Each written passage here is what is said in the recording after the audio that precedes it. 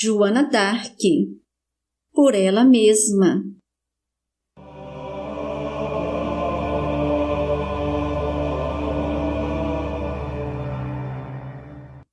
Hermance Dufour.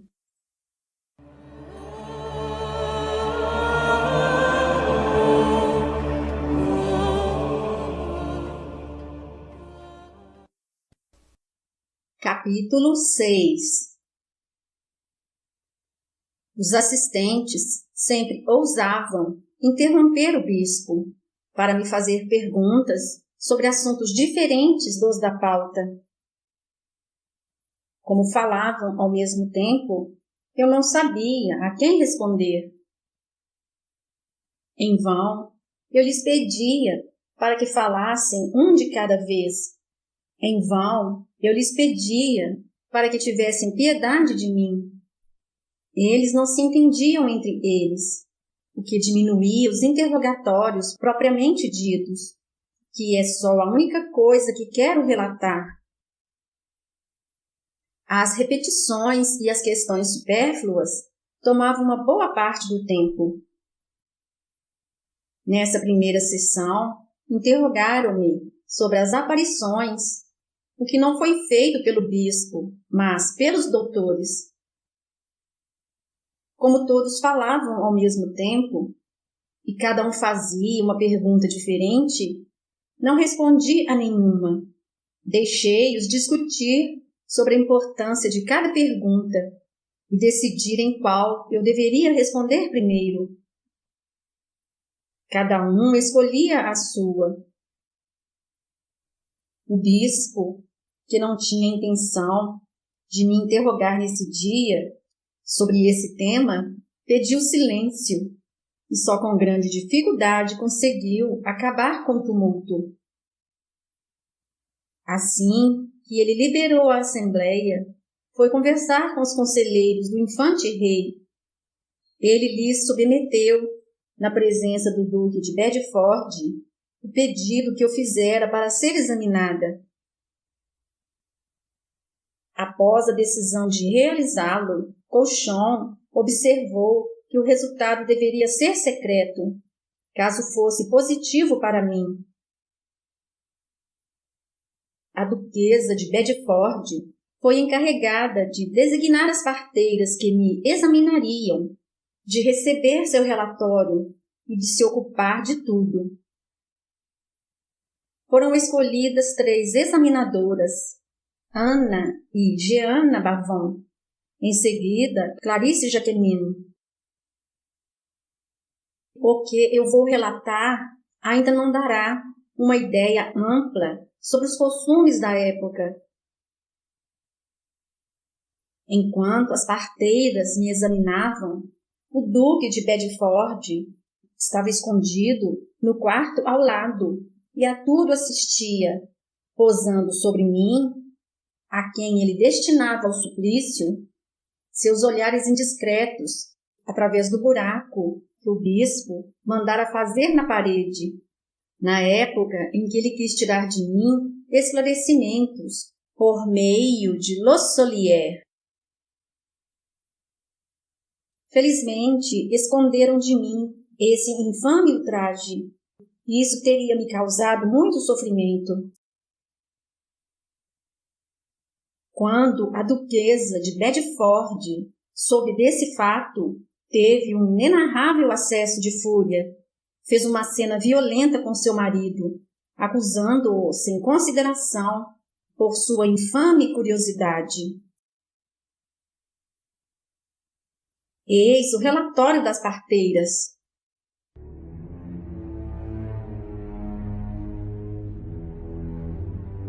A muito elevada, a muito poderosa e muito ilustre senhora, duquesa de Bedford,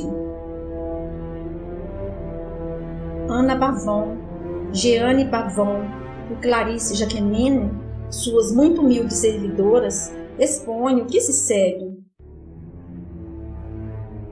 Segundo as ordens da muito elevada, muito poderosa e muito ilustre senhora acima nomeada, as citadas servidoras foram visitar uma certa mulher, chamada Joana, conhecida como a donzela, para saber se ela fazia jus a tal título, para o que elas inspecionaram cuidadosamente, com seu consentimento, tudo o que há de secreto numa mulher, da maneira usada em tais circunstâncias, em consequência do que, após um judicioso exame na presença de Deus, de sua bendita Mãe, a muito santa Virgem Maria e de todos os santos e santas do paraíso, as já citadas Ana Bavon, Jeanne Bavon e Clarice Jacquemin declaram que a senhora Joana, conhecida como a donzela, é virgem e inteira, pura de toda sujeira e de corrupções. Essas senhoras acima nomeadas se submetem a perder suas almas e a se tornarem vítimas do inimigo, Satanás, caso o presente relatório não esteja conforme à mais estrita verdade.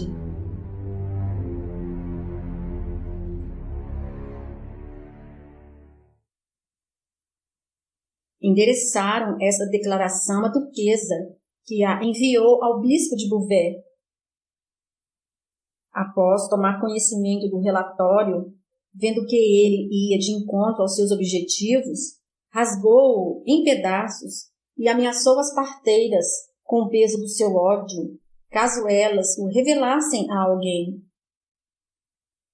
Isso não impediu Ana Bavon de fazer comentários com algumas pessoas, entre as quais os notórios padres Guillaume. Várias razões deram origem à transferência do tribunal para a sala dos preparativos.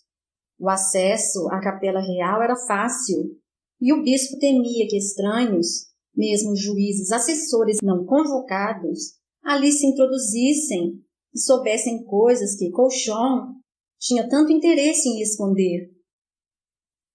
Mesmo seguro da discrição e da cumplicidade dos assessores, ele só os convocava segundo as perguntas que ele devia me dirigir.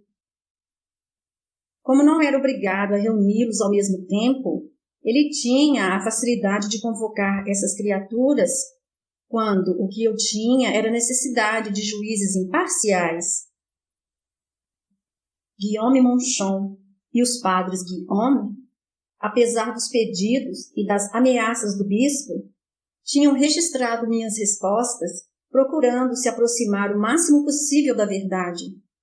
Entretanto, muitos erros e falhas foram introduzidos nas minutas, alguns tão grosseiros que eles tiveram que cortar certas passagens onde elas se encontravam. Essas falhas vinham tanto das repetições que o bispo multiplicava, alterando a verdade, quanto do tumulto da assembleia, do qual eles se queixavam vivamente e que os impedia de registrar muitas de minhas respostas, que eles nem mesmo escutavam. Cauchon, irritado com a obstinação deles em seguir a justiça, resolveu juntar alguns secretários com os quais ele pudesse contar para corrigir seus relatórios, comparando-os com os deles, e assim poder acusá-los de erro. Locholier se encarregou de lhes ditar as respostas que ele falsificaria com sua habitual habilidade. Era preciso, contudo, que eu nada percebesse para que ele pudesse continuar a representar seu papel em minha prisão. Cauchon recorreu a um expediente que resolveu a dificuldade. Ele colocou os secretários e Locholier no vão de uma janela e estendeu entre eles e a assembleia uma longa cortina feita de um lençol de sarja. Isto a poucos metros do tribunal onde estava o bispo, e próximo ao qual estavam Monchon, os padres Guillaume, Jean Monnet, secretário do juiz assessor Jean Beaupère. Pouco antes das 8 horas, Locholier veio me ver. Joana, nosso reverendo pai, o bispo, vai interrogá-la sobre as aparições O que a senhora dirá? As santas me disseram para falar sem temor. Ouvindo-me falar assim, ele balançou a cabeça e disse-me que muito eu sofreria caso seguisse esse conselho. Então, o que o senhor quer que eu faça? Perguntei um pouco impaciente. A senhora falará também sobre as aparições? Eu negá-las? Mesmo que eu tivesse que morrer, eu não as negaria. Mas a senhora tem certeza de ter visto o que diz? Essa questão desagrada muito. O senhor acha que sou uma louca? Perguntei. Eu não disse isso para a contrariar, mas a senhora tem uma grande imaginação, uma cabeça exaltada. Como percebeu que eu o olhava de lado, julgou mais prudente mudar de assunto. Como na véspera, fez-me uma série de perguntas, dando para cada uma delas a resposta que eu deveria dar. Quando ele acabou, eu falei: o senhor acha que eu vou dizer isso? Por que não? Realmente o senhor acha que eu vou dizer o que não é verdadeiro? Além disso, agradeço sua boa intenção. Porém, não se aborreça. Eu seguirei conselhos melhores que os seus.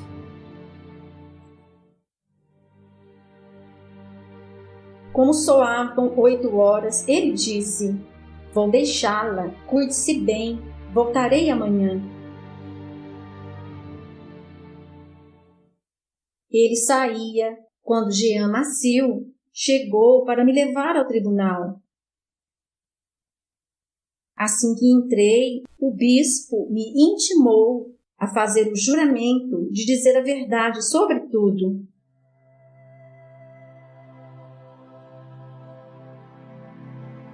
Já prestei juramento ontem, isso deve bastar. Eu vos peço para fazê-lo. Ninguém, nem mesmo um príncipe, pode se recusar a prestar um juramento requerido em matéria de fé. Foi preciso ceder e pronunciei meu juramento nos mesmos termos que na véspera. Jean Beaupère, que o bispo havia encarregado de me interrogar em seu lugar, estimulou-me a responder às perguntas que ele faria, segundo o que eu havia jurado.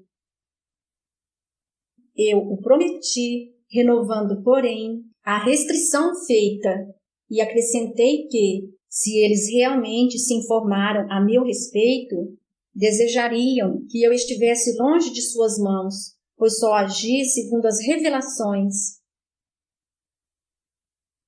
Ele começou a interrogar-me nestes termos: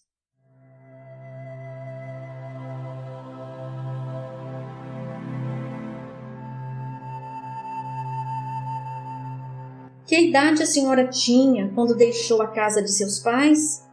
Não saberia dizê-lo. Aprendeu algum trabalho na sua juventude? Sim, a bordar e afiar o cânhamo. Eu creio que não existe mulher em Rouen que borde e fie como eu. Antes de deixar a casa de seus pais, por ordem das vozes, a senhora nunca saíra de Domremy? Fui a Neuchâtel, na região da Lorena, acompanhada por meus pais e pelos moradores da cidade, com medo dos borgonhões. Durante quantos dias? 5. Onde a senhora ficou durante esses dias? Na casa de uma boa e corajosa senhora, chamada La Rousse. Quais foram suas ocupações durante essa estadia? Ajudei a boa senhora a limpar a casa e a levar os cavalos para beber água. Quais eram suas ocupações na casa de seus pais? Durante minha infância, eu cuidava das cabras e de outros animais. Porém, desde a idade de 14 ou 15 anos, eu não os conduzia mais ao pasto. Ocupava-me nos cuidados da casa. Nesse instante, me interromperam para fazer uma porção de perguntas, às quais não respondi. Quando o silêncio foi restabelecido, Jean Beaupère me disse: a quem a senhora confessava seus pecados? Ao meu cura, ou quando ele estava ocupado, a algum padre, mediante sua permissão. Durante minha estadia em Neuchâtel, me confessei 2 ou 3 vezes a religiosos pedintes. Quando a senhora recebeu o sacramento da Eucaristia? Na Páscoa. Também o recebeu em alguma outra solenidade? Passe adiante, por favor. Aí começou o tumulto. Como os doutores me interrogavam todos ao mesmo tempo, eu lhes disse: caros senhores, falem um de cada vez, por favor. Eles não deram atenção. E às diversas perguntas que me fizeram, eu respondi. Com a idade de 13 anos, escutei a voz de Deus, dizendo que me ajudaria a conduzir minha vida. Na primeira vez, fui tomada de pavor. Onde, quando e a que horas a senhora escutou essas vozes? No jardim da casa de meu pai, no verão, por volta de meio-dia. A senhora havia jejuado na véspera? Não. De que lado veio a voz? Do lado direito, do lado da igreja de Domremy.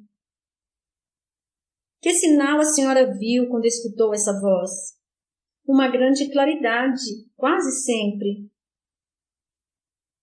Como a senhora podia ver a claridade se ela vinha de lado? Como o Senhor faz para ver a claridade de uma lâmpada sem olhá-la? O que a senhora achava dessa voz? Achava que era uma voz digna e acreditava firmemente que ela era enviada por Deus. Após escutá-la 3 vezes, soube que era de um anjo. Aliás, essa voz sempre me aconselhou muito bem e compreendo claramente o que ela me anunciou. Quais ensinamentos que ela lhe deu para a salvação de sua alma? Ela recomendou que eu sempre me comportasse bem e que frequentasse a igreja. Não lhe disse mais nada? Sim. Por quê? Que era necessário que eu viesse até a presença do rei. Sob que forma essas vozes apareciam? Isso o Senhor não saberá de mim. Por agora, eu não tenho permissão para lhe dizer. A senhora escutava essa voz frequentemente? Ela me dizia 2 ou 3 vezes por semana que eu precisava partir. Seu pai foi avisado de sua partida? Não, ele nada soube. Por quê? A voz me apressava a partir. Eu não podia continuar onde estava e temia que meu pai se opusesse à minha partida. O que dizia essa voz? Que eu libertaria a cidade de Orleans e que conduziria meu rei até Reims para que ele fosse sagrado. O que disse a voz no que se refere à execução de sua missão? Ela disse que eu fosse a Vancollers, junto a Robert de Baudricourt, capitão naquela cidade, e que ele me daria militares para me levarem até o rei. Eu respondi que era uma moça pobre, que não saberia cavalgar nem conduzir uma tropa. Contudo, a senhora obedeceu à voz? Sim, apressada por ela, fui falar com meu tio e disse-lhe que gostaria de passar algum tempo em sua casa. Fiquei com ele aproximadamente 8 dias. Então lhe falei que precisava ir a Van Coulers e pedi que me levasse. Quando lá cheguei, reconheci Robert de Bruticourt, sem jamais tê-lo visto, pois a voz me disse quem era ele. Então ele me perguntou o que eu queria. Respondi que precisava ir até o rei.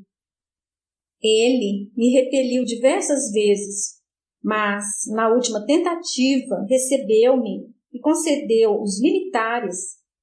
As vozes tinham predito que tudo se passaria dessa forma. A senhora não fez uma peregrinação a São Nicolas, na Lorena? Sim, uma vez. Lá a senhora viu algum nobre? Sim, o Duque de Lorena pediu que me conduzissem até ele. Fui e falei que queria ir até o rei. Ele me fez perguntas sobre sua saúde. Respondi que nada sabia a esse respeito. Revelei pouca coisa sobre minha viagem. Entretanto, pedi-lhe que seu filho e seus soldados me levassem ao rei. Disse-lhe também que eu pediria a Deus por sua saúde. Eu tinha ido à presença do duque com salvo-conduto e voltei imediatamente para Van Coulers. A senhora saiu de Van Coulers vestida de homem? É verdade que parti dessa cidade com roupas masculinas e portando uma espada que me fora presenteada por Robert de Baudricourt. Estava acompanhada de um cavalheiro, um escudeiro e 4 servidores.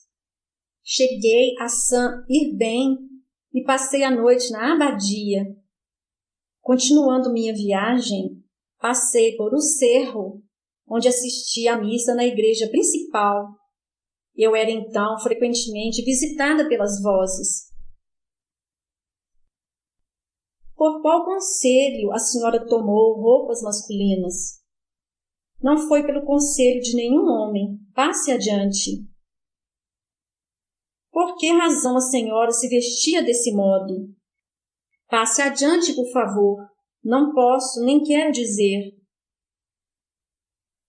Os auditores começaram a alterar o interrogatório. Respondi a várias perguntas sem importância. Leram as cópias das cartas que de Orleans enviei para os ingleses. O bispo as fizera falsificar para daí tirar um motivo de acusação. Graças à minha excelente memória, distinguia imediatamente as frases que haviam sido introduzidas e as modificações feitas. Várias questões sobre a viagem de Van Coulers até Chinon me foram feitas. Elas, porém, não tinham a menor importância. Jean Beaupère perguntou como eu reconhecera Carlos VII. As vozes o designaram para mim, e quando entrei na sala onde ele estava, o reconheci entre todos os outros. A conselho das vozes, lhe disse que queria ir guerrear contra os ingleses. Desta vez, quando as vozes lhe mostraram o rei, existia alguma luz nesse local? Passe adiante. A senhora viu um anjo sobre a cabeça do rei? Por gentileza, passe adiante. Antes de me colocar em ação, meu rei teve muitas revelações e bons sinais. Que sinais e que revelações teve o seu rei? Eu não o direi. Não é conveniente que fale sobre isso. Contudo, mande perguntar ao rei. Ele responderá se quiser. As pessoas do seu partido achavam que essas vozes vinham de onde? Os de meu partido acreditavam firmemente que elas me eram enviadas da parte de Deus. Eles viram e conheceram essa voz, tenho certeza. O rei, Charles de Bourbon e mais 2 outras pessoas que estavam lá, escutaram as vozes que vinham até mim. Não há dia em que eu não as escute, pois tenho necessidade delas. A senhora não pediu a essa voz algo para si, particularmente? Só lhe pedi a salvação de minha alma. Ela pediu que eu ficasse em Saint-Denis.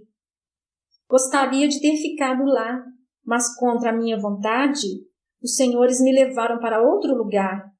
Entretanto, se eu não fosse ferida nos fossos de Paris, local para onde fui após Saint-Denis, nunca teria saído de lá. Fui curada em 5 dias.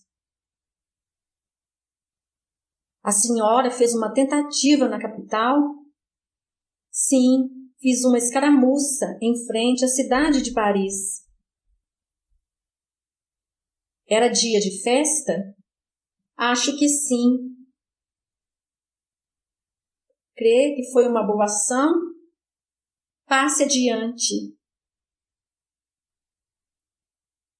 Ao final dessa longa sessão, o bispo convocou a assembleia para o dia seguinte, na mesma hora.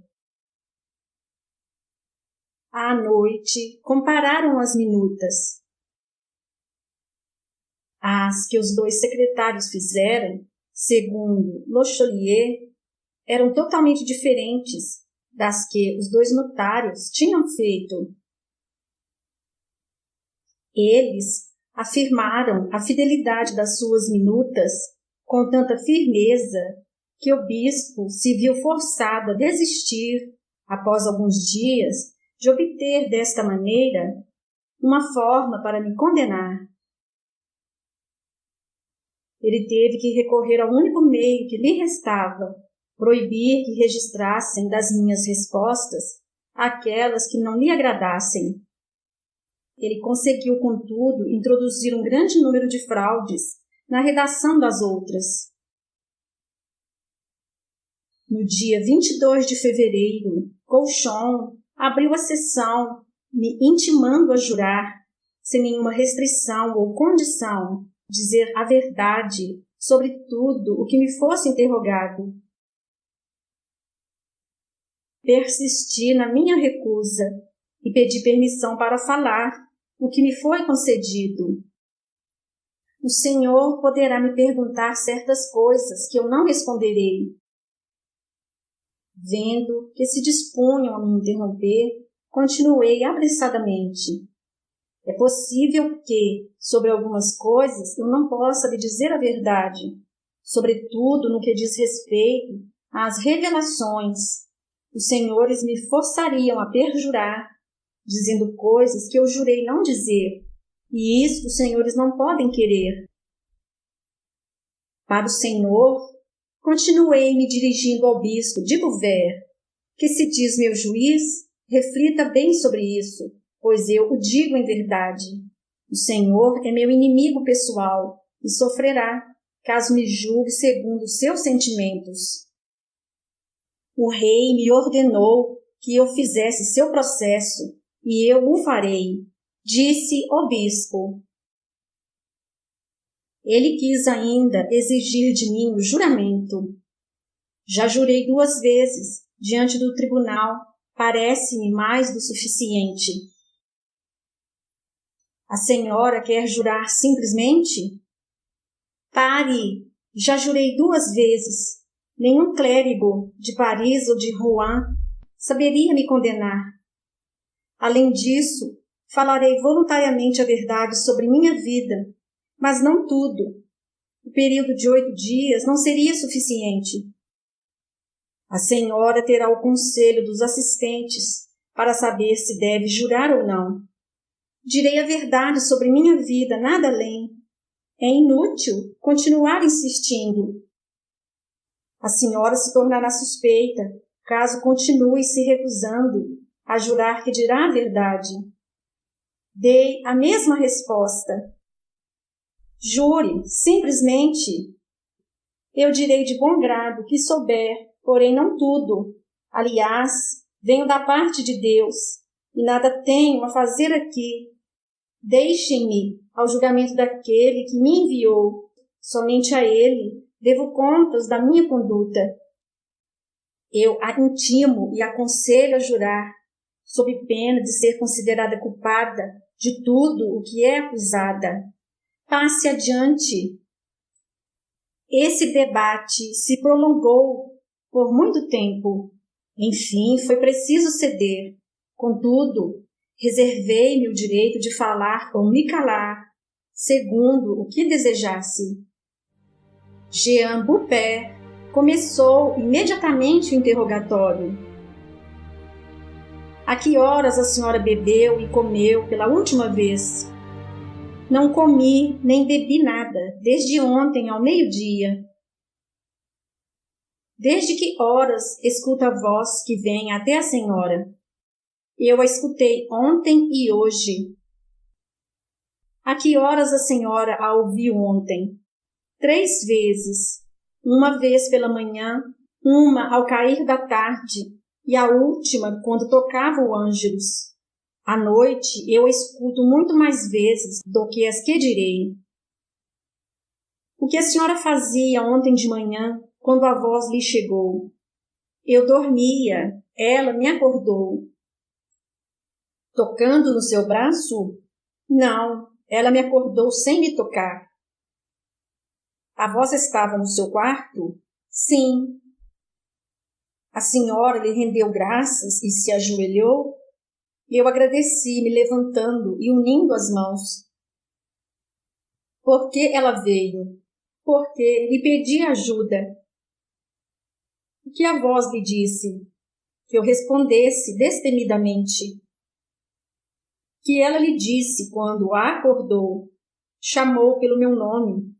Em seguida, implorei seus conselhos sobre o que deveria responder, pedindo-lhe que eu perguntasse a Deus, e a voz me disse para responder corajosamente que Deus me ajudaria. A voz disse algumas palavras antes de seu pedido. Ela me disse algo, mas não entendi tudo. Eu digo ao Senhor, continuei dirigindo-me ao bispo. Eu digo, amando das vozes, atenção ao que faz. O Senhor se diz meu juiz? Tenha cuidado, pois, na realidade, eu sou enviada de Deus, e o Senhor se coloca em grande perigo.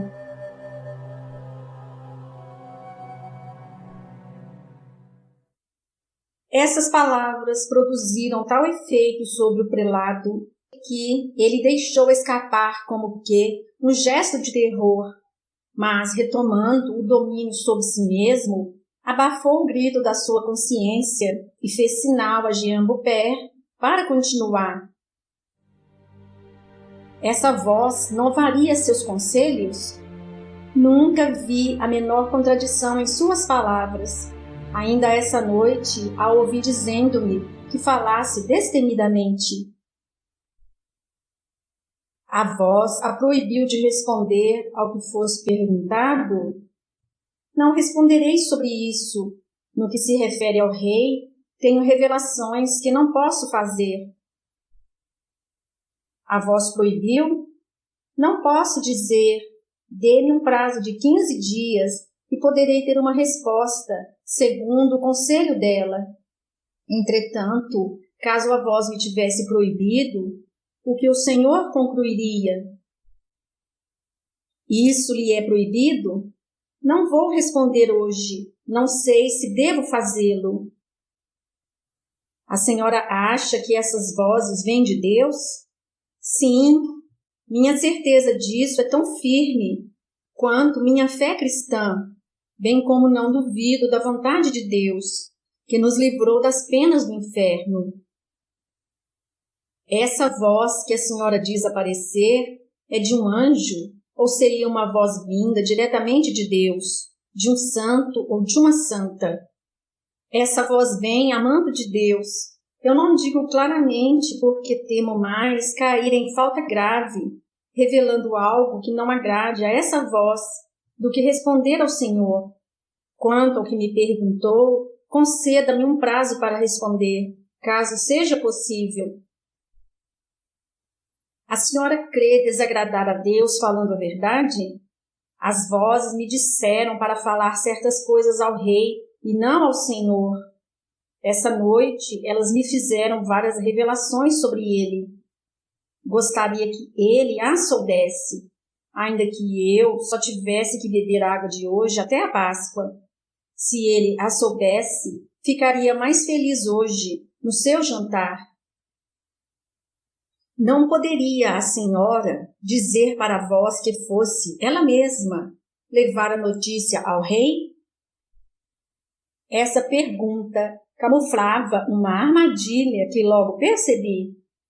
Caso agrade a Deus, ele poderia tudo revelar ao meu rei, e eu ficaria muito feliz com isso. Por que essa voz não fala mais com o vosso rei, como fazia quando a senhora estava em sua presença? Não sei se essa é a vontade de Deus. Se não fosse a graça de Deus, eu mesma não saberia como agir. Seu conselho revelou se a senhora escaparia da prisão? Você crê realmente que eu lhe diria isso? A voz a aconselhou e a advertiu sobre o que responder? Se ela o fez, não entendi. Durante os 2 últimos dias, quando a senhora escutou a voz, havia luz ao redor? Sim. Quando as vê algo mais com elas? Não lhe direi tudo. Aliás, meu juramento não inclui isso. Essa voz é boa e digna. Peço que me deem, por escrito, as perguntas que não respondi. Essa voz, para quem a senhora pede conselhos, tem um rosto, olhos, e isso o Senhor não saberá de mim. Não esqueci o que se diz às crianças, que algumas vezes pessoas foram enforcadas justamente por dizerem a verdade. A senhora sabe se está sob a graça de Deus? Passe adiante, por favor. Nós exigimos que nos responda se está sob a graça de Deus. Não é fácil responder a tal pergunta. Repetiram-me a mesma pergunta diversas vezes. Dei diferentes respostas que, sem nada determinarem, eram entretanto suficientes. Jean Fabry, indignado ao ver a forma como me pressionavam para responder uma tal questão, não pôde deixar de exclamar: "Isso é demais!" Todos os interrogadores disseram a uma só voz: "Cale-se!" Ele continuou corajosamente: "Essa é uma pergunta muito difícil. A acusada não é obrigada a responder." "O senhor faria melhor calando-se", disse Colchão furioso. Vendo que, continuando, ele se perderia sem me salvar, Jean Fabry resignou-se a ficar em silêncio. Naquele momento, deixaram de lado a pergunta que, contudo, foi retomada ao final da sessão. Jean Beaupère me disse: "Joana, acredita estar em pecado mortal? Se estivesse em pecado mortal, acredito que a voz não viria mais me visitar. Gostaria que cada pessoa pudesse escutá-la, assim como eu. Parece-me que eu tinha cerca de 13 anos quando a voz me apareceu pela primeira vez. Durante sua infância, a senhora ia brincar ou passear nos campos com outras meninas? Fui algumas vezes, mas não saberia dizer com que idade."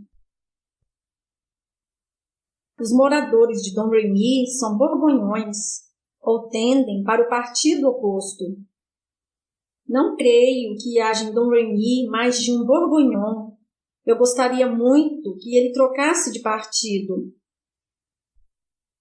Na cidadezinha de Mercy, eles eram borgonhões?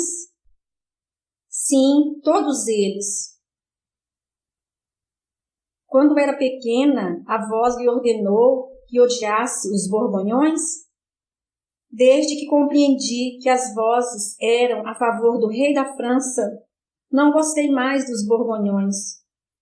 Caso eles não façam o que devem, eles terão a guerra. Eu sei disso através das vozes. Na sua infância, a senhora teve a revelação, através das vozes, de que os ingleses deveriam chegar à França? Os ingleses já estavam na França há algum tempo, quando as vozes começaram a me visitar. A senhora nunca foi com as crianças que combatiam pelo seu partido? Não, se bem me lembro, porém vi algumas crianças de Domremy que tinham lutado contra o povo de Mercy voltarem feridas e sangrando. A senhora teve, quando era pequena, a intenção de destruir os borgonhões? Eu desejava ardentemente que meu rei tivesse seu reinado. Gostaria de ser homem quando teve que vir à França? Visto Deus me haver feito nascer mulher, eu estava feliz, pois tudo o que ele faz é bem feito. A senhora levava os animais para pastar? Já respondi anteriormente. Quando cresci e atingi a idade da discrição, não os guardava mais. Porém, algumas vezes, por causa dos militares, eu ajudava a conduzi-los ao prado e também ao castelo, chamado A Ilha. O que é uma certa árvore maravilhosa que está perto da sua cidade? Essa era uma pergunta muito ardilosa. O que eu sabia a respeito, eu havia aprendido com as senhoras da minha cidade que, imbuídas de superstições, acrescentavam o maravilhoso nas coisas mais simples. Eu só podia responder segundo o que ouvira delas, o que me colocava em grande risco. Recomendei-me a Deus do fundo do coração e disse: essa árvore fica próxima a Domremy, do lado de uma fonte. Ela é chamada por alguns de a árvore das damas e, por outras, a árvore das fadas. Escutei dizer que os doentes com febre bebiam de sua água para recuperar a saúde. Eu mesma vi algumas pessoas irem até lá. Também ouvi dizer que os doentes, assim que podem se levantar, vão passear sobre essa árvore. É uma faia que também chamam de Bela Maio. Ela pertence a um cavaleiro, o Sr. Pierre de Bullermont. Algumas vezes, quando ia passear com minhas colegas, fazia buquês e guirlandas sobre essa árvore para colocar diante da imagem de Santa Maria de Domremy. Escutei várias vezes de pessoas idosas que não eram da minha família que as fadas iam a esse local para conversar. Lembro que minha madrinha Jeanne dizia que as tinha visto lá. Não sei se é verdade ou não. Quanto a mim, nunca vi fadas sob essa árvore, nem em nenhum outro local. Vi moças colocarem buquês em seus galhos. Eu mesma o fiz. Às vezes, elas os deixavam lá. Outras os levavam para casa. Quando soube que devia ir para a França, brincava e me divertia muito pouco nesse local. Não dancei sob essa árvore após a idade da discrição. Dancei poucas vezes antes com outras meninas, mas eu cantava mais do que dançava. Existe um bosque chamado Chesnu que se vê da casa do meu pai e que deve estar a meia légua de distância. Nunca ouvi dizer que as fadas iam lá.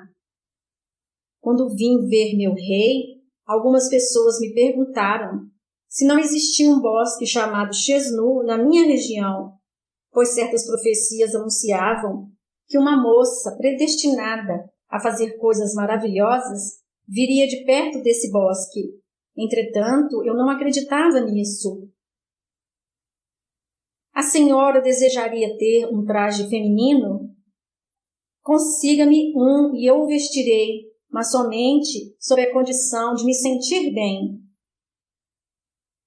A senhora sabe se está sob a graça de Deus?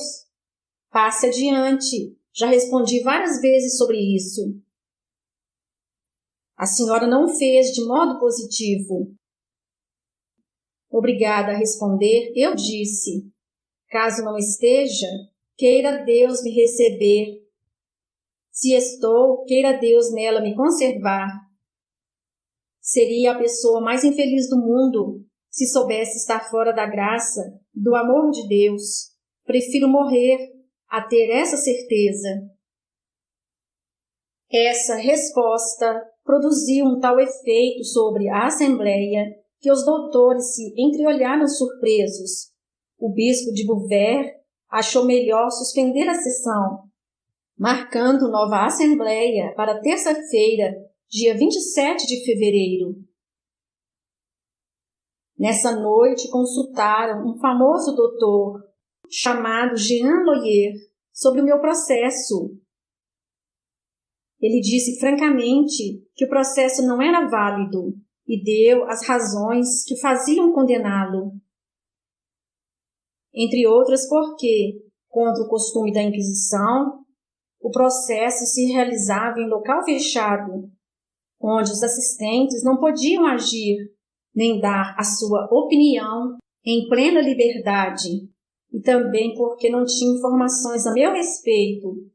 Além disso, deixaram a mim, de menor idade, sem conselho de espécie alguma, obrigando-me a responder a tantos sábios e ilustres doutores.